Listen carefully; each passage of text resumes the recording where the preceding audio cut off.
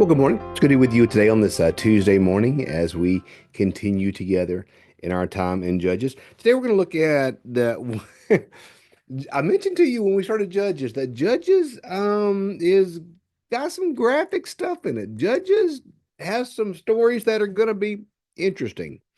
Today's story is one such story that you're going to go, huh, didn't necessarily expect to find that in the Bible. Today we're going to read about Ehud. Ehud is found in Judges chapter 3. And we'll actually read all the way through Shamgar as well, because Shamgar really just has one verse of the Bible. So let's read. We'll read chapter 3, verses 12 through 31. So 3, 12 through 31. The 99% of this text is going to deal with Ehud. The Israelites again did what was evil in the sight of the Lord. Notice we see the same pattern. The pattern we've talked about: freedom, back to evil. So now we're doing evil in the sight of the Lord. And the Lord strengthened King Elgon of Moab against Israel, because they had done what was evil in the sight of the Lord. In an alliance with the Amorites, the Amalekites, he went and defeated Israel and took possession of the city of palms.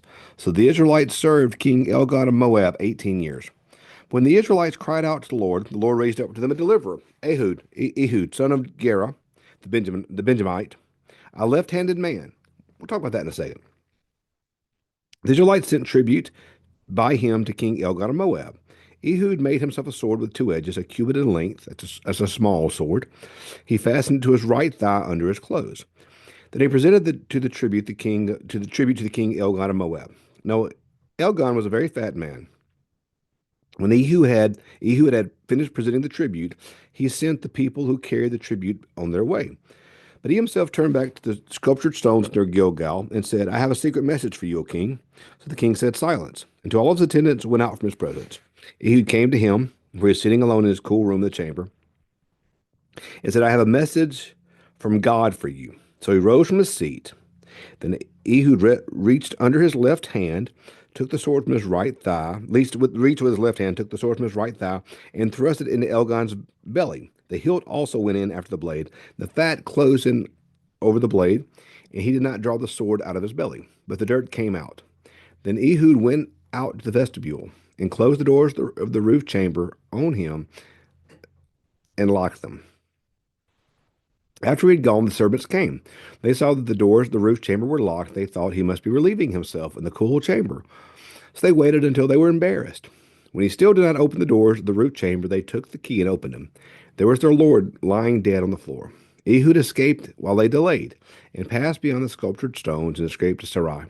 When he arrived, he sounded the trumpet in the hill country of Ephraim. And the Israelites went down with him from the hill country, having him at their head. He said to them, follow after me. The Lord has given your enemies, the Moabites, into your hand. So they went down after him and seized the fords of the Jordan against the Moabites and allowed no one to cross over. At that time, they killed about 10,000 of the Moabites, all strong, able-bodied men. No one escaped. So when Moab was subdued on that day under the hand of Israel, and the land had rest 80 years. After him came Shamgar, son of Anath, who killed 600 of the Philistines with an ox god. He too delivered Israel. So we see just a real quick story there about Shamgar, because we don't get the fullness of his story. Although he killed 600 with an ox goad. That's pretty good. That's like, was it Samson? Was it David with a jawbone and an ox? We're gonna get to that soon. We're gonna see some creative weapons used in the book of Judges. But I bet you didn't have on your bingo card a left-handed guy making a sword and stabbing it into a guy whose belly was so fat that the sword went into the belly and they never found it. And the reason why he lied dead on the floor is because his servants thought he was using the bathroom. So I bet you didn't have that on your bingo card for the morning, did you? So what's happening here? Once again, the same pattern. And I did some reading about the left-handed thing, because in some cultures, you see left-handedness as a bad thing or an unclean thing. That that doesn't seem to be the case in Scripture. It does seem as though the right hand is the dominant or preferred hand. There's some instances in the law where the Lord tells them to write this down with their right hand. We see, where does Jesus sit? At the right hand of the Father. We see the sheep and the goats, and the sheep are on the right and the goats are on the left. So there seems to be some biblical examples that being left-handed is not preferred, but it's never written in the Hebrew or even in the Greek as a real negative thing. It's just not seen as the dominant thing.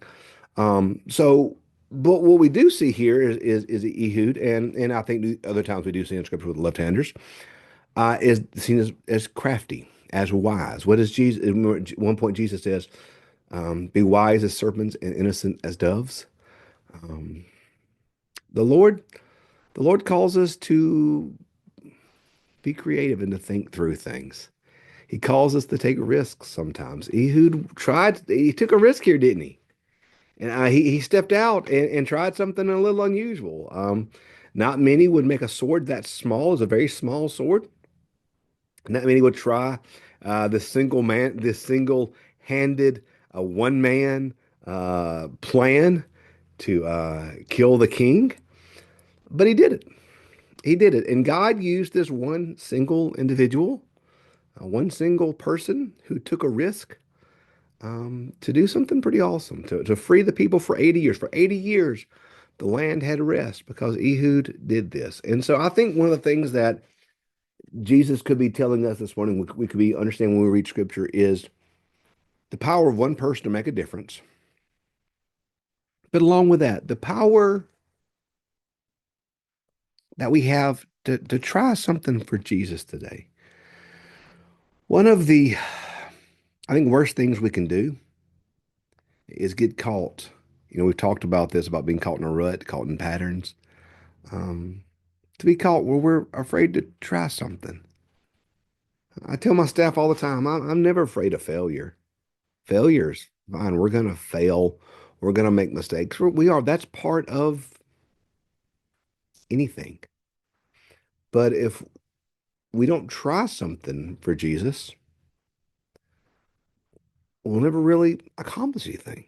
It's kind of like the parable of the talents, where the one guy buried his talents instead of trying to do something with it.